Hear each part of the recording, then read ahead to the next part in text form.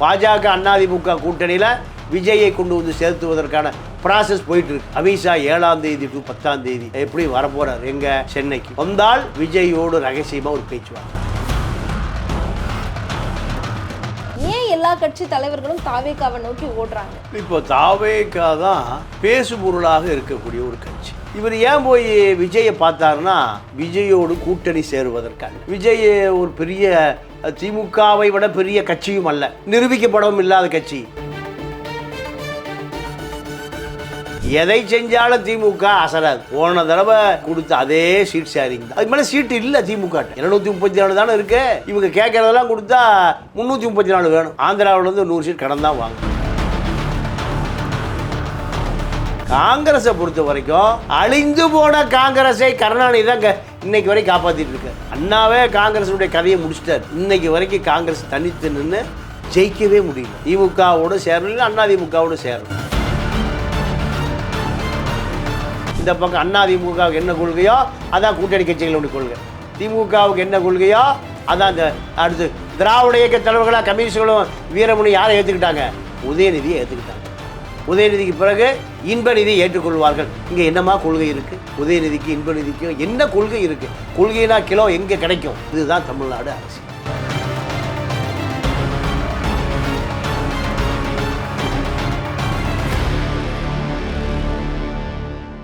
நெல்லி வாய்ஸ் நேயர்களுக்கு வணக்கம். இன்னைக்கு நம்ம கூட அரசியல் பற்றி பல்வேறு விஷயங்கள் பேசுறதுக்காக தமிழா பாண்டியன் அவர்கள் இணைஞ்சிருக்காரு. பல்வேறு விஷயம் அரசியல் குறித்து இன்னைக்கு பேச போறோம். வாங்க பேசலாம். வணக்கம். வணக்கம். சமீபத்தில் தாவேகால பல கட்சியிலிருந்து எல்லாரும் இணையறதை நம்ம பார்க்குறோம். நாஞ்சில் சம்பத் உட்பட இப்போ சமீபத்தில் இணைஞ்சிருக்காரு. செங்கோட்டையனும் உள்ளே இருக்காரு. இது மட்டும் இல்லாமல் காங்கிரஸ் கட்சியிலிருந்தும் ஒரு கூட்டணி பேச்சுவார்த்தை போயிட்டு இருக்கு அப்படின்றதையும் கேள்விப்படுறோம். குறிப்பாக பிரவீன் சக்கரவர்த்தி இவர் வந்து அது குறித்து பேசியிருக்காரு அப்படின்னு சொல்கிறாங்க. என்ன நடந்துட்டு இருக்கு? தாவேகா கூட்டணி யார் கூட வைக்க போகிறாங்க? ஏன் எல்லா கட்சி தலைவர்களும் தாவேகாவை நோக்கி ஓடுறாங்க? இப்போ தாவேகா தான் பேசுபொருளாக இருக்கக்கூடிய ஒரு கட்சி. இப்போ இன்றைக்கி கூட ஒரு பத்திரிக்கை திமுக 90 சீட் ஜெயிக்கும், தாவேகா அடுத்து 70 சீட் ஜெயிக்கும்னு, அதிமுக 35 சீட்டு ஜெயிக்கும், 38 சீட்டு இழுபறின்னு ஒரு முன்னணி பத்திரிக்கை செய்தி வெளியிட்டிருக்கு. இது எதை நோக்கி நகர்த்துதுன்னா திமுக ஆட்சிக்கு வர முடியாது, தாவேகாவும் ஆட்சிக்கு வர முடியாது. இதுதான் செய்தி. இதுதான் செய்தி. அந்த பத்திரிக்கை பாஜகவினுடைய குரலாக இயங்குகிற பத்திரிக்கை. என்ன பத்திரிக்கை உங்களுக்கு தெரியும். அப்போ இதெல்லாமே செய்திகள் அல்ல, செய்திகளுக்கு பின்னால் ஒரு பெரிய அரசியல் இருக்குது. இப்போ நீங்கள் சொன்னீங்க பிரவீன் சக்கரவர்த்தி, அவர் விஜயை போய் பார்த்துருக்கார். நீங்கள் ராகுல் அனுப்பியிருந்தால் ரகசியமாக போய் பார்த்துருப்பார். ராகுல் காங்கிரஸ் உடைய நெருக்கமான நபர், மாயவரம் பார்ப்பனர். இவர் அவாள் கோஷ்டியை சேர்ந்தவர். இவர் சசிகாந்த் செந்தில், மாயவரம் சுதா, கரூர் ஜோதிமணி, இப்படி யூத் விங்கு இவரோட நெருக்கமாக இருக்காங்க. இவர் ஏன் போய் விஜயை பார்த்தாருன்னா விஜயோடு கூட்டணி சேருவதற்கல்ல. விஜய் ஒரு பெரிய திமுகவை விட பெரிய கட்சியும் அல்ல, நிரூபிக்கப்படவும் இல்லாத கட்சி இல்லை. இப்போ திமுக ஆளுங்கட்சியாக இருக்குது. காங்கிரஸு நிறைய சட்டமன்ற உறுப்பினர்களை வச்சுருக்காங்க. இதையெல்லாம் பிரவீன் சக்கரவர்த்தி இதை விட அறுவடை செய்ய முடியும்னு நிலைமை இல்லை. எதற்காக போய் பார்த்துருக்கேன்னா ராகுல் காந்தி ஒப்புதலோடு போய் பார்த்துருக்கார். திமுகவை விரட்டுவதற்கு அதிகமாக சீட்டு வாங்குவதற்கு, ஆட்சியில் பங்கு அதிகாரம், இதுக்கு தான் போய் பார்த்துருக்காரே தவிர நீங்கள் ஒரே ஒரு விஷயம் மட்டும் அதெல்லாம் தெரிஞ்சுக்கலாம். எப்படின்னா விஜயை சந்திக்க போகிறதுக்கு முந்தி எல்லா ப்ரெஸ்ஸும் சொல்லிட்டு போகிறார். ராகுலுடைய தூதுவனாக இருந்தால் யாருக்கும் தெரியாமல் ரகசியமாக போய் பார்த்து வந்திருப்பார். இது என்ன பண்ணுறாரு? போகிறதுக்கு முந்திய இத்தனை ஊடகங்களுக்கு செய்தியை கொடுத்துட்டு போகிறாரு. இந்த செய்தி யாருக்கு போய் சேரணும்? திமுக. அதுதான் அவருடைய நோக்கம். அதாவது செஞ்சு முடிச்சிட்டார். எதை செஞ்சாலும் திமுக அசராது. ஏன்? போன தடவை கொடுத்த அதே சீட் ஷேரிங் தான். அதுக்கு மேலே சீட்டு இல்லை திமுகட்ட. 234 தானே இருக்கு. இவங்க கேட்குறதெல்லாம் கொடுத்தா 334 வேணும். ஆந்திராவில் வந்து 100 சீட் கடன் தான் வாங்கணும், இல்லை கர்நாடகாவில் கடன் வாங்கணும், இல்லைன்னா கேரளாவில் அதுக்கெல்லாம் வாய்ப்பே இல்லை. காங்கிரஸை பொறுத்த வரைக்கும் அழிந்து போன காங்கிரஸை கருணாநிதி தான் இன்னைக்கு வரைக்கும் காப்பாற்றிட்டு இருக்கார். அண்ணாவே காங்கிரஸுடைய கதையை முடிச்சிட்டார். இன்னைக்கு வரைக்கும் காங்கிரஸ் தனித்து நின்று ஜெயிக்கவே முடியல. திமுகவோடு சேரணும், இல்லை அண்ணா திமுகவோடு சேரணும். திமுகவில் இருக்கக்கூடிய உதயசூரியன் வாக்கு தான் காங்கிரஸ் கொடுக்குது. காங்கிரஸ் தனியாக நின்னால் கவுன்சிலர் கூட ஆக முடியாது. இதுதான் இன்றைய நிலைமை. அப்போது பிரவீன் சக்கரவர்த்தி கதை இதுதான். இப்போ நாஞ்சில் சம்பத்தை சொன்னீங்க. நாஞ்சில் சம்பத்துக்கு பொருளாதார கஷ்டம். அவர் ரொம்ப வேதனையோடு சொல்கிறார். ஊடகவியலாளர் வந்த அந்த சீப்பு செந்தில் வீட்டில் 4 கோடி ரூபாய்க்கு வீடு கட்டுறாரியா. எங்கே ஆற்றாமை புரியுதா? அரசு காரில் போகிறாரியா. 50 லட்ச ரூபாய்க்கு கார்லாம் வச்சுருக்காரியா. நான் வாடகை காரில் போயிட்டுருக்கேன். இந்த அவருடைய வறுமை தான் 50 லட்ச ரூபா விலைக்கு வாங்கப்பட்டான். யாரால்? விஜயால். 2 கோடி ரூபா கடன் கேட்குறாரு. இல்லை இப்போ 50 லட்சத்து வச்சுங்க. திமுக மேடை, அறிவு திருவிழா. அவன் மீதி அவனுக்கு அறிவே இல்லையா? இந்த அறிவு திருவிழாவில் சீப்பு செந்தில், ஜீவசகாப்த, இப்படி திமுக சொம்புகள் பூரா, திமுகட்ட பணம் வாங்குகிற ஆட்கள், மாப்பிள்ளையுடைய பெண் நிறுவனத்தில் பணம் வாங்குகிற ஆட்கள் பூரா மேடையில் உட்காந்துருக்காங்க. கருப்பழனியை உட்பட தன்னை அவமானப்படுத்துகிறார்கள். ஏன்னா இவர் விஜயோட இப்போ பேசிகிட்டு இருக்கார். இது தெரிஞ்சு போச்சு. இப்போ அவரை அவமானப்படுத்துனுடைய விளைவு அங்கே போய் செட்டில் ஆகிட்டார். இதுதான் அரசியல். நீங்கள் கருணாநிதி காலத்திலேயே, எம்ஜிஆர் காலத்திலேயே இது உண்டு. அங்கேருந்து இங்கே போகிறதும், அங்கேருந்து இங்கே போவதும், பதவி தேடி ஓடுவதும் நடக்கத்தான் செய்யும். செங்கோட்டையை பொறுத்த வரைக்கும் அதிமுகவில் அவரை எடப்பாடி நடந்து முடிந்த 21 சட்டமன்ற தேர்தல், 24 நாடாளுமன்ற தேர்தலில் செலவு பண்ண சொல்கிறாரு. செலவு பண்ண மாட்டேங்கிறார். வேறு அங்கே கருத்தே கிடையாது. கருத்து இருந்தால் தானே மோதல் வரும். கொள்கை இருந்தால் தானே சண்டை வரும். கொள்ளையடிப்பு தான் அங்கே. இப்போது செங்கோட்டைக்கிட்ட ஒரு பிஏ இருக்கார், சண்முகவேலுன்னு பேர். ஒரு 2000-3000 கோடி வச்சுருக்கார். 2000-3000 கோடி வச்சுருக்கார். இங்கே தேர்தலில் செலவு பண்ண சொல்கிறாரு எடப்பாடி. செங்கோட்டையனை கூப்பிட்டு, எங்கள்கிட்ட காசே இல்லைங்க. யார் சொல்கிறா? செங்கோட்டையன். சரிப்பா நான் பார்த்துக்கிறேன் போடுறா சண்முகவேலுக்கு. யார் சண்முகவேலு? செங்கோட்டையனோட பிஏ. கூப்பிடுறாரு. நீ உங்கள்கிட்ட இருக்கிற 2000 கோடி ரூபா லிஸ்ட்டு என்கிட்ட இருக்கு.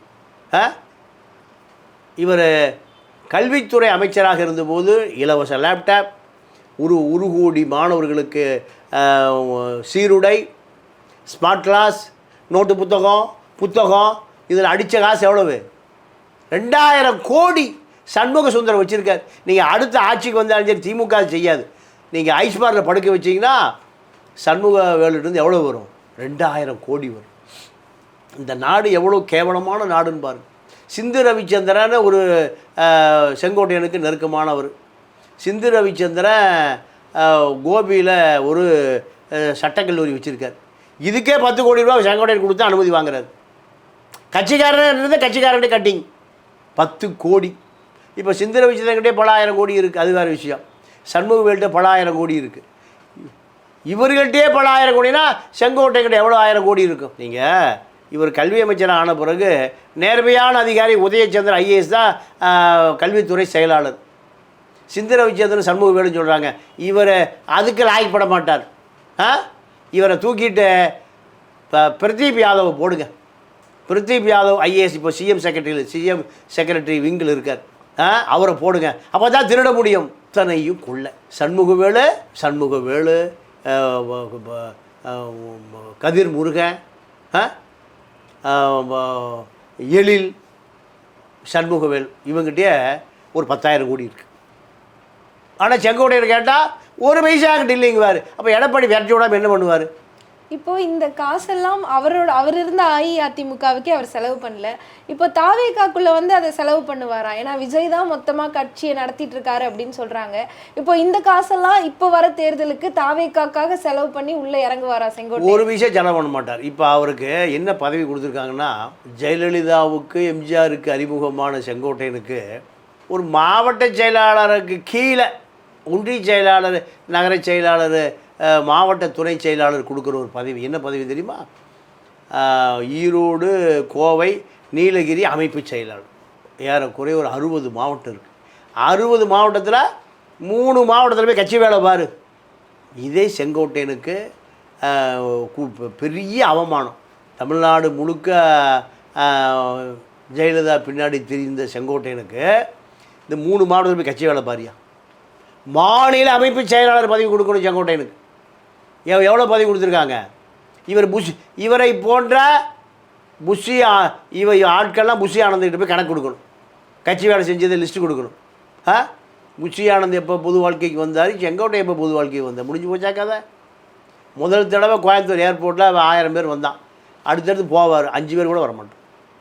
செங்கோட்டையனுடைய கதையெல்லாம் முடித்து வைக்கப்பட்டது. அங்கே பல செங்கோட்டையன் இருக்கிறான், அதெல்லாம் ஒரு செங்கோட்டையன். அதனால் செங்கோட்டையன் இனி பேசு பொருளாக இருக்க மாட்டார். 10 நாள் 15 நாளில் செங்கோட்டையன் எல்லாம் மறந்துடுவாங்க.